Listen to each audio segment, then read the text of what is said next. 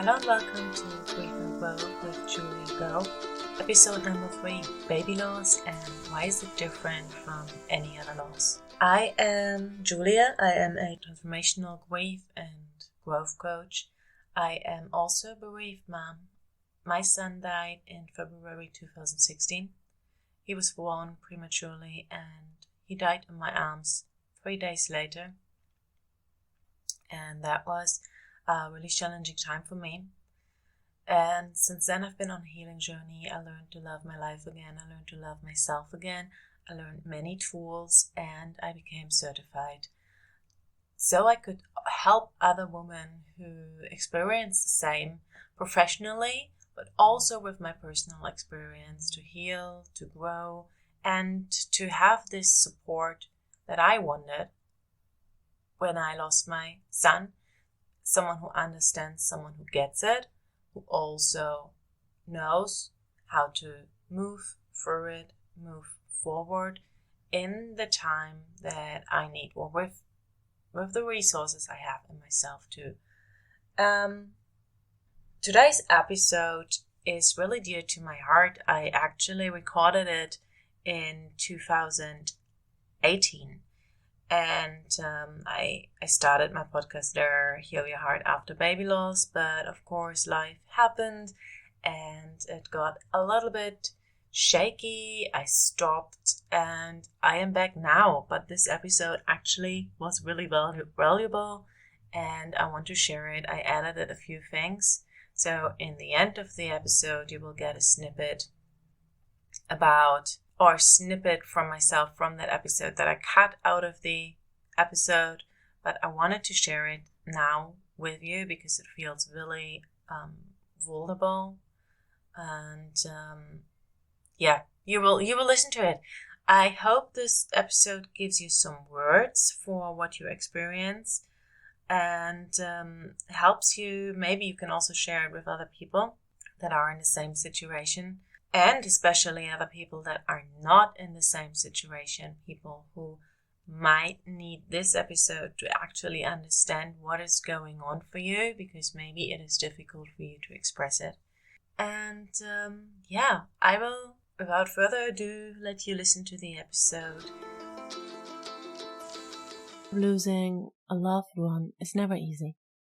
Pain, questions, guilt, regrets, but also love and memories. Memories? Well, when my grandma died, I was shocked. It came unexpected, but I know that she has had a life. I was grieving, but I could let her go, knowing that she lived, remembering her, cherishing our time together, sharing the experiences with her with others, parties that we experienced, talking about her character, talking about her life. Losing a baby is different. No memories of the life we lived together. Nothing to talk about with family members. No experience to share. You can't think back and talk about that birthday party and how your grandma danced the can-can and everyone was having so much fun together, and you can't talk about her quirks, something that was like where she was weird or where she got angry. You don't have experiences to share. You don't have stories to share.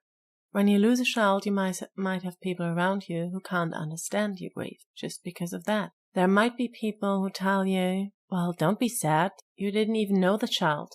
Why do you miss him? Why do you miss her? Or, don't worry, you can have more children. Who would ever say that if your husband died? Don't worry, you can have another husband. Don't be sad. Saying that, I don't want to put judgment on people who don't understand. It's hard to understand what you're going through for people who never experience pregnancy or baby loss. Your baby will never see the sun, the moon. You will never hold it in your arms, kiss its forehead, dry its tears. A child dying doesn't fit in this order of the world. You're supposed to die before your children. However, it's not as rare as we might think. The thing is that almost no one talks about it. And what is different from every other loss is that lack of community, of someone to share experience with, and a lack of understanding. And with our babies, often, always, die our dreams, our hopes, our plans for the rest of our life. It's basically as if a part of us was dying too. And I'll be talking about the different ways of losing a baby in another episode. But I just want to say that there are several ways of losing a child. Miscarriage, stillbirth, neonatal death, or doesn't matter if it's that in general or after premature birth, or your baby might die because of sudden infant death syndrome. And all of those cases still are individual and different. None of our experience are the same. And I still feel like those experiences can connect us, can bring us together. And I feel like it is important to be surrounded by people who experience something similar to you. Now I want to go deeper into the difference of losing a baby to losing a parent, a spouse, or another loved one. And one thing that often happens if you lose a baby is that you have a lack of words, which often also comes together with a lack of support. And it's that silence that just comes with your loss that might be your silence, or it's silence of people who surround you. Maybe you haven't told anyone that you're pregnant. Maybe they really don't know, so they can't say anything. And maybe people know and they just don't know what to say. So who can you talk to if no one knew? On the other hand, the thing is that you want to go out and scream it in everyone's face. You want to tell people. People who might judge you because you're not the best at work. Or people who seem kind and like someone who would give you a hug if they just would know. But on the other side, you don't want to tell anyone. You don't want them to know. You don't want to put the burden on them. You don't want for them to be sad for you. You don't want them to not know what to say. Maybe your best friend is pregnant and you don't want to scare her about what could happen. Or you just want to be freaking alone with yourself, with your pain, with your thoughts, with your feelings, with everything. Maybe you just don't know what to say yourself. How can you express what happens to you? How can you express your feelings, your thoughts? Maybe you don't want to tell anyone because you don't want to start crying while talking to them in the middle of the street. Whatever it is, I want to tell you that you're not alone. And you're so right with whatever you experience. You are okay to feel the way you feel and act the way you act. There is nothing right or wrong in what you're doing or feeling. It's just the way you feel. It's okay to feel that way. And I've been reading and listening to a lot of stories of women losing a baby over the last few years. And I know and I'm grateful that the experience changed and that a lot of women get support and understanding by family and friends. And I also know that it is not always the case, and sometimes family and friends want to help. They want you to feel better, and all their attempts feel wrong and like they don't honor you, your grief, or your baby. And I understand them. I don't want to judge them for that. I didn't even know what to say or what to think when my son died. I didn't know how to cope with my grief. But also I didn't know how to cope with the grief of my partner and my parents. Can I help them? What can I say? How can someone who never went through this know what to say? Find the right words and break the silence. And sometimes people just say things like, well, at least you didn't experience, at least you didn't know, your child, like I said at the beginning. Another thing that is different about losing a baby is the lack of memories or rituals of mourning and grieving. There might be nothing to remember your baby, an item that you connect to. Some parents have that, some don't. And not only that, but if a baby dies before or shortly after birth, friends and family mostly don't have the chance to meet it. And often, you as parents are the only people that have built a relationship with your baby. And no one else feels that love. there is no common memory or relationship with your baby, of your baby, that you can share with others. And that often leads to parents and siblings feeling isolated and alone with their pain. Memories, though, are important for the bereaved, and it gives a chance to gradually say goodbye. So usually, like I said at the beginning, when we lose a loved one, we have the chance to talk to the people around us who knew that person, to share experience that we have together. But with losing a baby before or shortly after birth, those memories might be rare or non-existent for you, and especially you don't share them with others.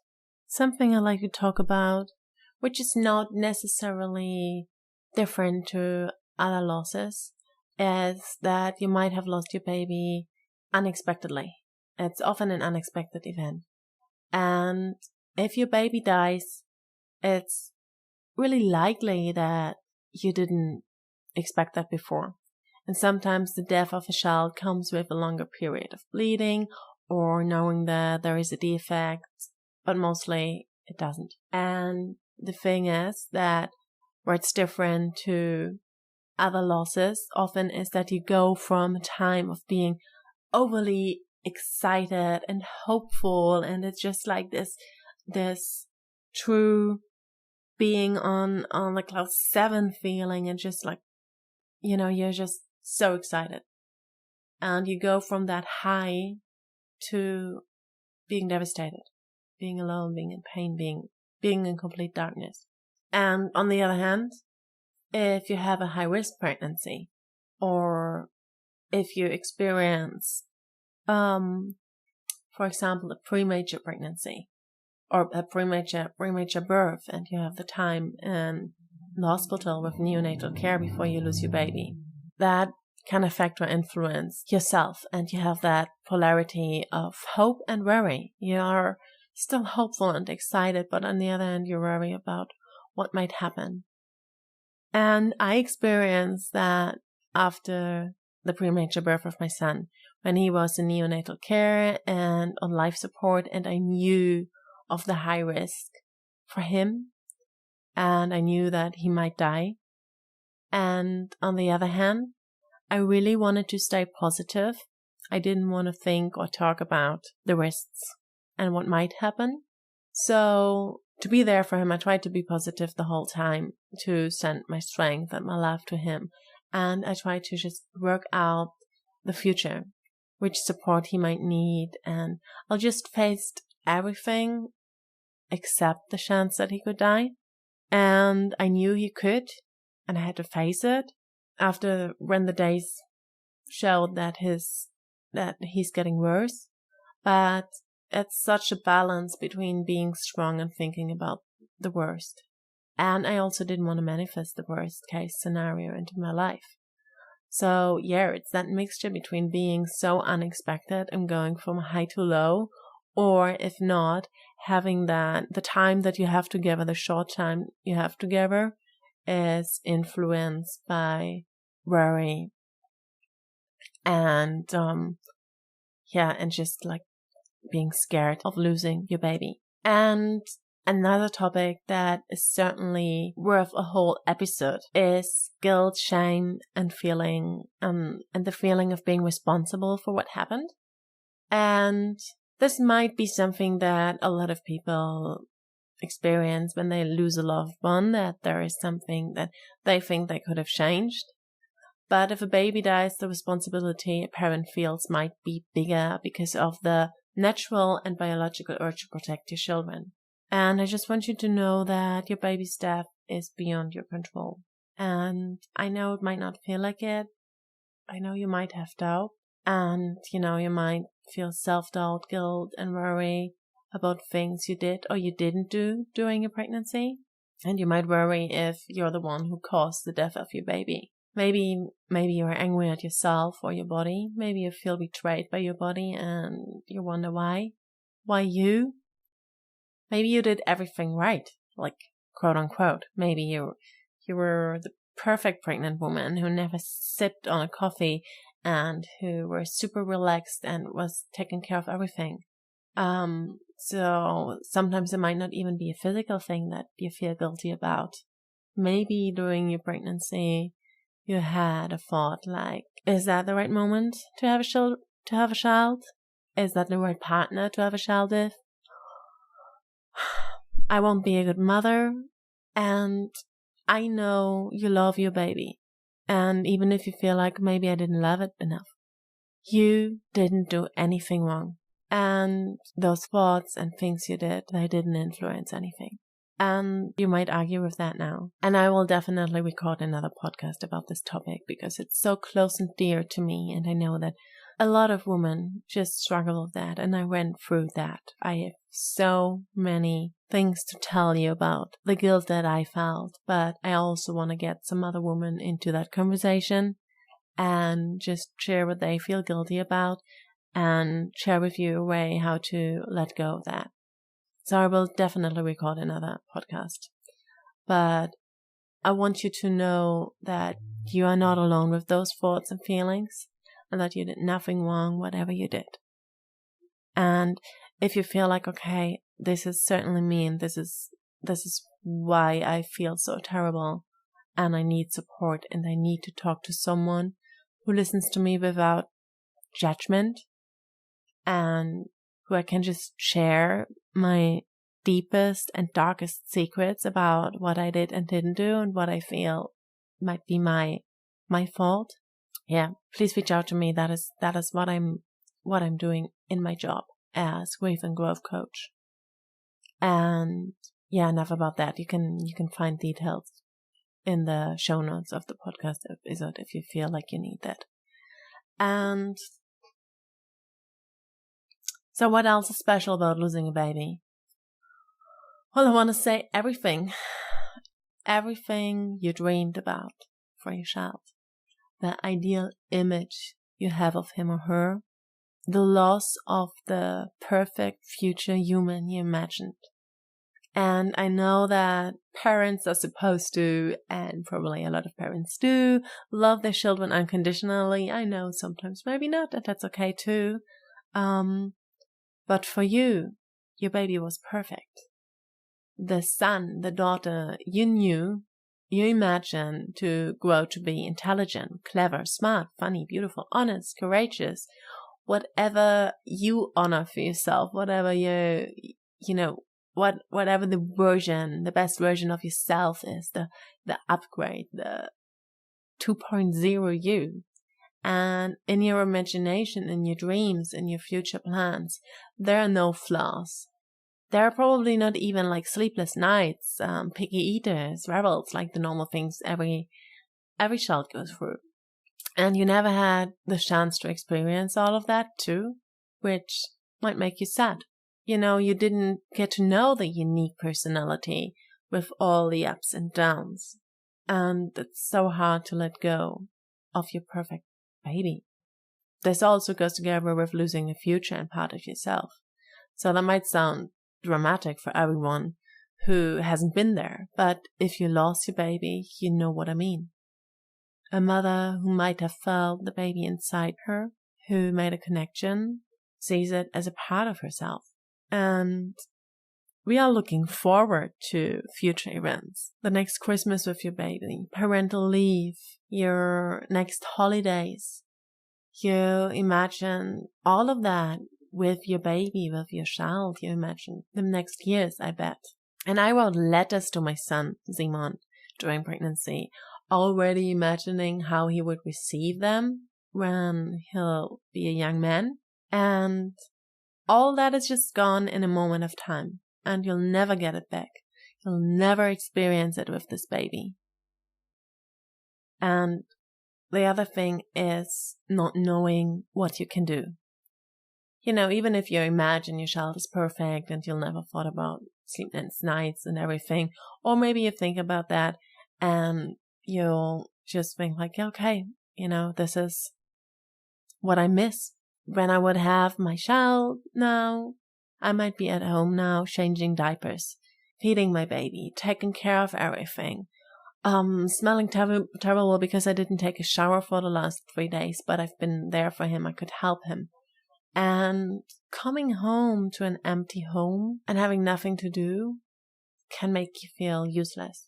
And maybe you have other kids and you have a lot of things to do, but you can't help your baby, and you never could. You never did anything for him or her, and you might sit at home spilling milk for no one. This just feels so terrible, this feeling of I can't do anything.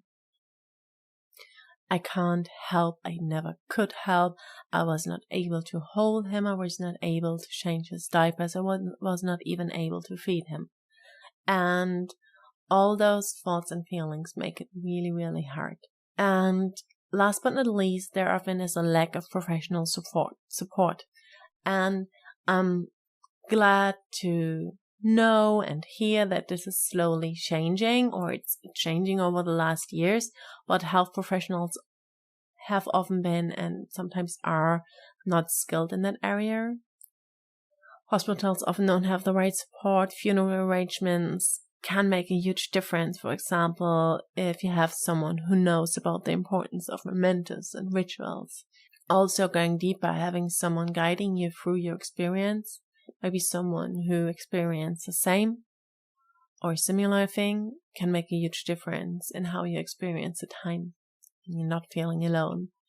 And the same as having the connection to someone professional who might have the tools to help you to grieve through, or might just give you the space to talk about it. Yes, it can just be an incredible, important part of your grieving process to have someone who's supporting you through your grief, being there for you, holding that space, listening to the same story over and over again, because maybe your friends don't want that anymore. To close this episode, I want to give you some points to remember. And number one is that you are allowed to grieve, even if no one else is supporting or understanding you. The other thing is that friends and family might sometimes react hurtful, but remember that they just don't know it better because they never experienced something like that. And please don't go and shut yourself off. Please don't go and feel like you're the victim and really no one understands you. Number 3 is that you're allowed to feel every kind of emotion. You're even allowed, and that's something I'm going to talk about in another episode, so much more to come. You're even allowed to feel joy and happiness, but you don't have to. And you're also allowed to feel angry, sad, and alone. You're allowed to cry in the bathroom at work. You're allowed to cry in front of everyone at work. One of the most important points, number 4, is that you will be okay. You will survive this. It's never going to be the same. You'll never be the same after that. You're never going to forget your child, but you will heal. And last but not least, you are not alone. Reach out to other women. Go and find professional support to talk to. You could join my Facebook group and connect to the other women in there. Check out the show notes if that sounds like something that might help you, or just reach out to me or the other woman with the same experience or other professionals that might be able to help you. Just know you are not alone, and you don't need to do this alone, and it makes a huge difference. And with that, I want to say goodbye. I send you light and love from all my heart, and I believe in you and your ability to heal. Bye-bye.